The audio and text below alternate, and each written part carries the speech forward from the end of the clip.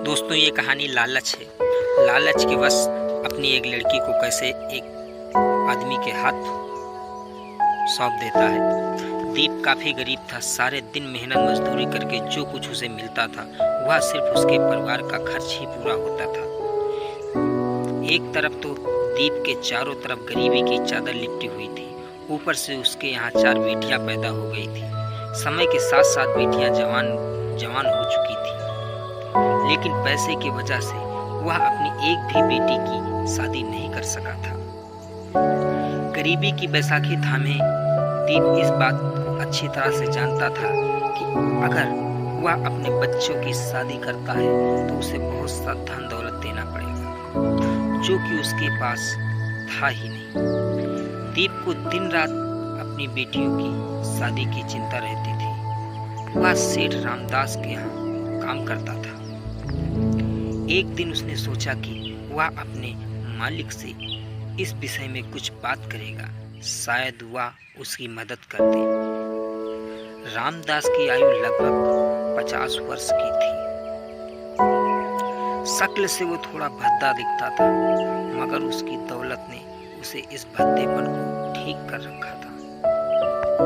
दीप अपने कार्यालय में पहुंचा और मालिक को सर झुकाकर नमस्कार किया। रामदास ने पहलू को देखते हुए कहा, कहो दीप, कैसे आना हुआ है?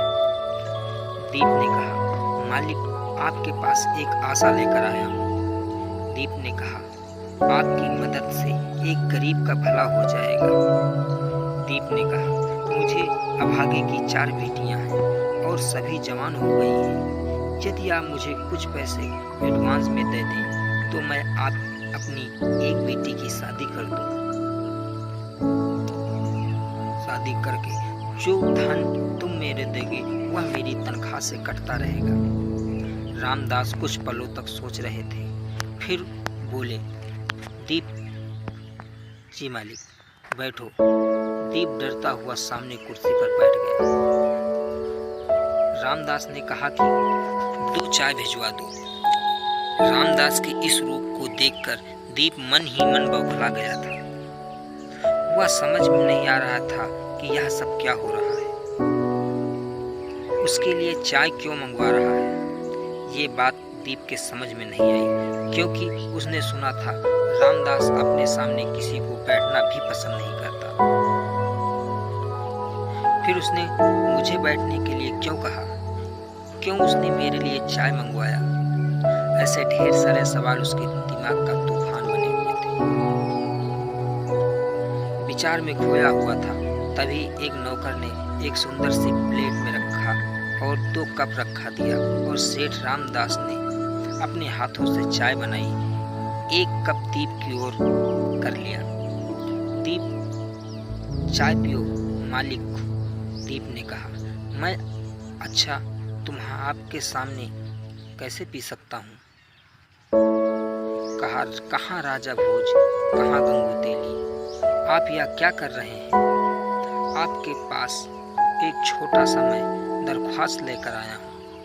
आपके लिए यह कोई बड़ी बात नहीं है, तुम बेफिक्र होकर चाय पियो। रामदास ने कहा, बाद में हम उस विषय में बात कर देंगे।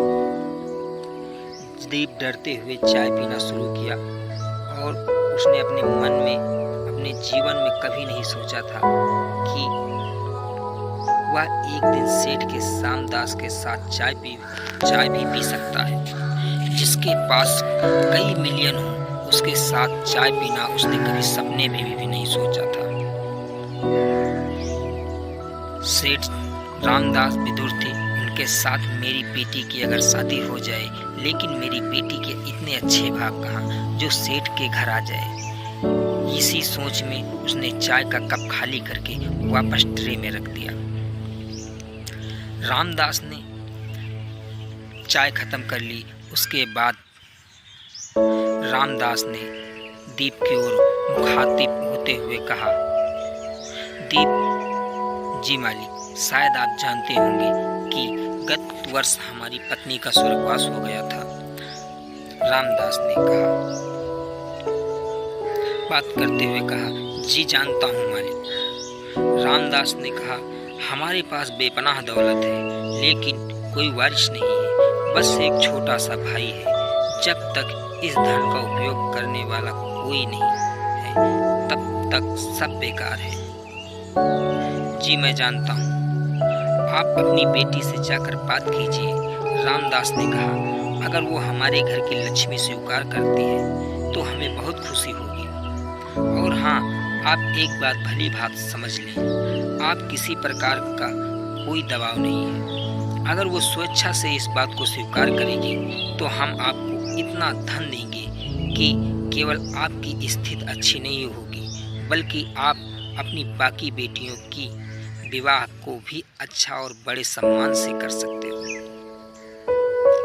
दीप हकलाता हुआ कहता है, जी अब आप आराम से घर जाइए और अपने बच्चों से बातें करिए। यदि उन्हें बात ठीक लगे तो आप सुबह घर आकर बाकी चीजें वही बात होगी। दीप वहां से उठकर चला जाता है और उस जाने के बाद रामदास अपने ऑफिस का काम करने लगता है। दीप अपने घर आया और वह अपनी पत्नी से वो सब कुछ कहा जो रामदास ने उससे कहा था। दीप की पत्नी की लगा कि अब शायद मेरे मुसीबत के दिन खत्म हो जाएंगे, लेकिन अगले ही क्षण ही उसने कहा, रेनू से तो पूछ लो, उसे बुलाओ। रेनू को उन्होंने वहीं बुला लिया। वहीं उसकी सबसे बड़ी बेटी थी। रेनू की माँ ने कहा, बेटी आज तेरे लिए मिल के मालिक सेठ रामदास का पैगाम आया है। उसकी उम्र भले ही बड़ी है, लेकिन जिन लोगों के पास धन होता हुआ कभी बड़े नहीं होते। फिर भी उन्होंने कहा है, आप लोग अपनी बेटी से पूछ लो। मैं अपनी और ये कहती हूँ, अगर तुम उनसे शादी कर लोगी तो हमारी ही नहीं और जो 3 बहनें हैं तुम्हारी, उन सब की शादी सही समय पे हो जाएगी और नए जमाने के हिसाब से हो जाएगी। तुम बहुत अच्छी तरह से सोच विचार कर लो, मुझे सुबह तक बता देना। हम सब आपसे बहुत प्यार करते हैं। तब रेनू कहती है, सोचना क्या है? सेठ रामदास से अगर मैं शादी कर लूं तो और उनकी पत्नी बन जाऊं तो निश्चय ही हमारे घर की और परिवार की दरिद्रता दूर हो जाएगी। इसमें मुझे कोई एतराज नहीं है। अपने परिवार की खातिर मैं बलिदान देने के लिए तैयार हूँ। दीप और उसकी पत्नी ने बलिदान शब्द पर ध्यान ही नहीं दिया। वो दोनों बेटी की स्वीकृति पाकर प्रसन्न हो गए।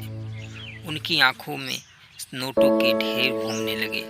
अगले दिन दीप सुबह 9 बजे से ही रामदास की कोठी पर गया। द्वारपाल ने उसे नहीं रोका। वह जानता था कि वह सेठ जी के यहाँ काम करता है, कोई काम होगा तभी आया है। वह लान की ओर बढ़ा और सेठ रामदास लान में बैठ चाय पी रहा था। उसके हाथ में सुबह का समाचार पत्र था। उसके पास पहुंचकर दीप ने नमस्ते किया। उनका नमस्ते का जवाब देते हुए कहा, रामदास बोले। उनके सामने वाली कुर्सी पर बैठने का संकेत दिया। दीप सामने वाली कुर्सी पर बैठ जाता है। उसके पास उसका छोटा भाई विजय भी बैठता है। वह करीबन 18 से 19 साल का था। बेहद खूबसूरत नौजवान और गठीला अंग कसरती। रामदास ने विजय से चाय बनाने को कहा। विजय ने चाय बनाया और चिम्मच दिया और दीप की ओर बढ़ा दिया। दीप चाय पीने लगा। रामदास कुछ देर बाद समाचार पत्र को एक ओर रख देता है और फिर उसकी ओर सोचंदा होते हुए कहता है, कहिए आपका क्या विचार है? जी हम तैयार हैं, दीप ने कहा। अपने स्वयं से रेनू ने पूछा है, उसे भी कोई एतराज नहीं है। रामदास गुड। जब दीप ने चाय समाप्त कर ली तो रामदास जी ने अपने साथ भीतर अंदर आने पर उसने दीप को 2 लाख रुपए दिए, ढेर सारा जेवरात दिया। साथ ही यह भी कहा, आप तैयारी करके आज से ही आप हमारी दूसरी कोठी में आ जाइए, वह खाली पड़ी है। सेठ जी, यह सब कुछ मैं कैसे लूं? दीप ने कहा मैं बेटी वाला हूँ, बेटी वाले नहीं लेते हैं। आप चिन्हित ना करें, रामदास ने कहा। आप ऐसा कुछ मत सोचिए, मेरे पास इस अथाह दौलत है, इसमें 2-4 या 10-20 लाख में कुछ फर्क नहीं होगा। जी, आप आराम से अपनी तैयारी देखें, हमारे नौकर आज ही आप लोगों को हमारी दूसरी कोठी में पहुंचा देंगे। आपको कोठी पर जरूरत की हर चीज मौजूद होगी। बाकी 2-4 लाख रुपए कल आपके यहाँ पहुंच जाएंगे। सेठ रामदास का ससुर बनने के लिए वह आप अपने बनाए पैसों को कोई चिंता मत कीजिए। जी। और हाँ, सेठ ने कहा, अब आपको फैक्ट्री आने की जरूरत नहीं है, आराम से रहिए, दिल खोलकर खर्च कीजिए। दीप मन ही मन अत्यधिक प्रसन्न था। उसने अपने जीवन में इस तरह का स्वप्न भी नहीं देखा था। 2 लाख रुपए बैग में, उस पर से जेवर, वह मन ही मन सोच रहा था कि घर जाकर इन नोटों को एक बार जी भर कर देखूंगा। कभी कभी उसे लगता था कि इतने नोट एक साथ रखने पर उसका दिल नहीं भरेगा। वह उस आप का संभालने का प्रयास कर रहा था। बाहर आकर सेठ ने ड्राइवर से कहा, ड्राइवर, इनको घर ले जाए और वहां से इनके परिवार का सामान सहित हमारे दूसरे आवास पर पहुंचा दे। वहीं पर उनकी सेवा करें। जो आज्ञा सेठ जी। तब दीप के दिल की धड़कनें बढ़ती जा रही थी। उसे सब विश्वास नहीं हो रहा था, इससे कोई संबंध नहीं। दीप ने अपनी उंगली दांत के नीचे दबाई और दर्द हुआ तो उसे समझ में आया कि यह सपना नहीं बल्कि वैसा ही है। ड्राइवर ने गाड़ी के पीछे का दरवाजा खोल दिया और दीप पीछे वाली सीट पर बैठ गया। ड्राइवर ने दरवाजा बंद कर दिया, फिर कार स्टार्ट करके चल दिया। दीप ने ड्राइवर को अपने घर का रास्ता बता दिया। दीप का तो जैसे भाग्य ही बदल गया था। तभी तो कहते हैं कि त्रिया स्त्री चरित्रम पुरुषस्य भागम देवो न जानात कृतम मनुष्य, अर्थात स्त्री के चरित्र और पुरुष के भाग्य के विषय में तो देवता भी नहीं जानते, फिर मनुष्य कैसे जान सकता है। ड्राइवर ने दीप के घर के पास गाड़ी रोका। दीप बैग लेकर अंदर, उनकी पत्नी उनका इंतजार कर रही थी। उनके हाथ में बैग देखकर बोली, इसमें क्या है? आओ दिखाता हूँ। और उसने अंदर जाकर बैग खोला तो उसमें से 100 की गड्डियाँ निकली और बहुत सारे जेवर। ये सब क्या है?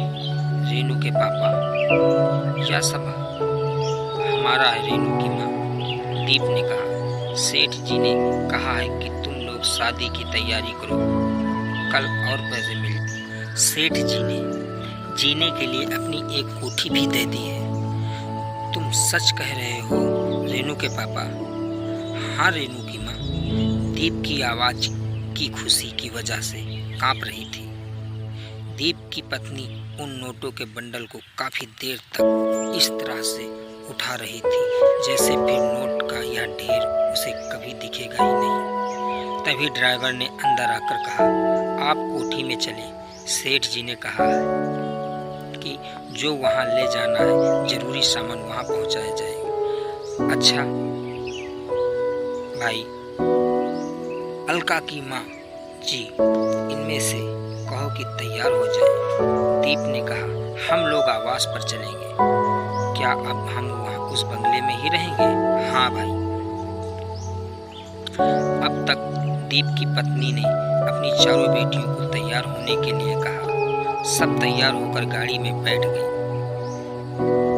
कहते हैं भगवान जब देता है छप्पर छोड़ कर देता है, और दीप के साथ ऐसा ही हुआ था। ड्राइवर ने उन लोगों को ले जाकर सेठ के बंगले पर छोड़ दिया और वहीं रुक गया। दूसरा नौकर रामदास के आवश्यक सामान उठाओ और दीप की पत्नी और लड़कियों को अजीबोगरीब मुहालमा महल को देख रहे थे। उनमें से किसी को भी यह विश्वास नहीं हो रहा था कि यह सब सच है। उनकी दृष्टि में यह सब स्वप्न था। तभी वहाँ एक आदमी आ गया।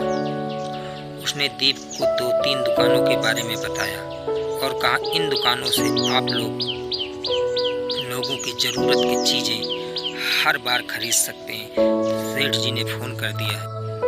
अच्छा भाई। और इस तरह से 3-4 दिन तक खरीदारी कर रहे हैं।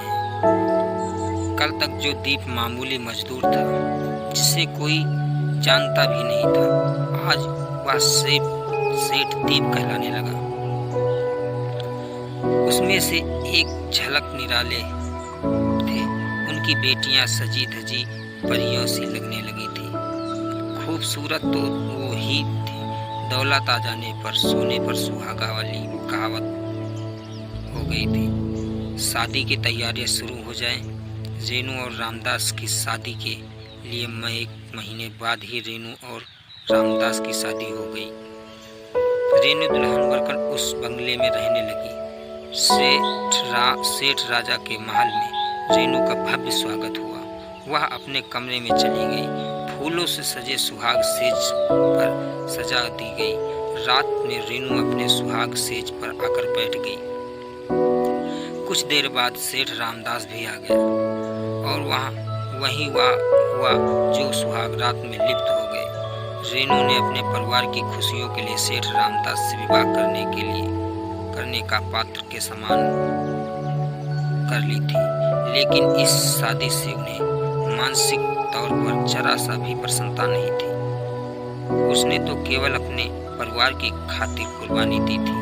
उसका ध्यान रामदास का भाई विजय पर था, जिसे सेठ अपने पुत्र से ज्यादा प्यार करता था।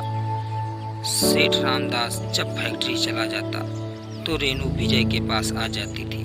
क्योंकि रिश्ता देवर भाभी का था, इसलिए उससे मजाक करने लगी थी। विनय सामाजिक तौर पर नादान था। उसके लोगों के पास उठना बैठना का पता नहीं था। यहाँ तक कि उसकी शिक्षा भी घर पर हुई थी।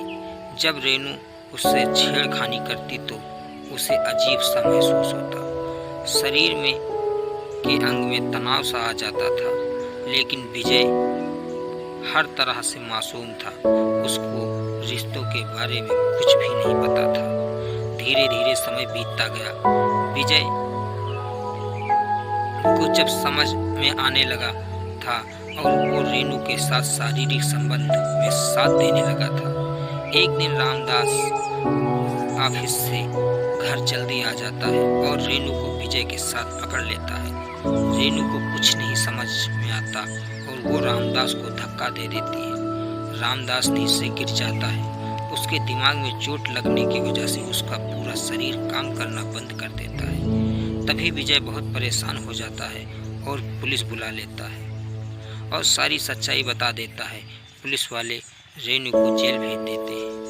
दोस्तों, ये कहानी से ये सीख मिलती है, बिना मेहनत की दौलत आदमी को पागल बना देती है। रेनू ने जो किया सही किया या गलत किया, कमेंट करके ज़रूर बताइए। कहानी पूरी सुनने के लिए बहुत बहुत धन्यवाद।